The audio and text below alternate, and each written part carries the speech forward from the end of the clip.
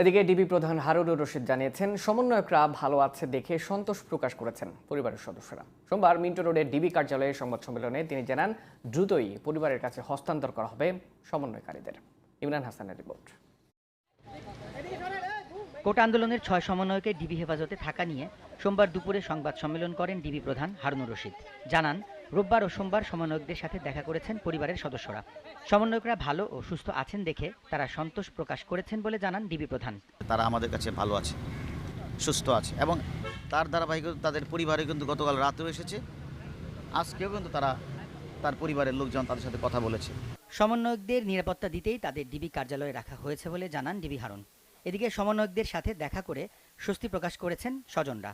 খবর পাওয়ার পরে আমি এখানে আসার পরে আমি স্বস্তি পেয়েছি। ইনশাল্লাহ আমার মেয়ে যথেষ্ট ভালো আছে, আপ্যায়ন পেয়েছে, তার সাথে সাথে আমিও আপ্যায়ন পেয়েছি। আমি এখন এসেছি। এখন আমি আমার ছোট ভাই হাসনাত, সে ফোন দিল যে ভাইয়া আপনি আসেন, দেখে যান। তো আমি আসছি, কথা বলছি, আমি যে অনেক কিছু জিজ্ঞাসা করছি, বললো যে সব কিছু পজিটিভ, কোনো ধরনের কোনো এদের সাথে রাফ বিহেভ করা হয় নাই। ভালো আছে, ভালো আছে, যথেষ্ট ভালো আছে, ওরা সুষ্ঠু স্বাভাবিক আছে। উনি ভালো আছে, আলহামদুলিল্লাহ, উনি নিরাপত্তা আছে। ছেলে ভালো আছে, ছেলেকে জিজ্ঞাসা করছি, তারপরে বলছে আম্মু আমি ভালো আছি, এখানে কিচ্ছু করে নাই। কোনো ধরনের গুজবে কান না দেওয়ার আহ্বান জানান ডিবি প্রধান।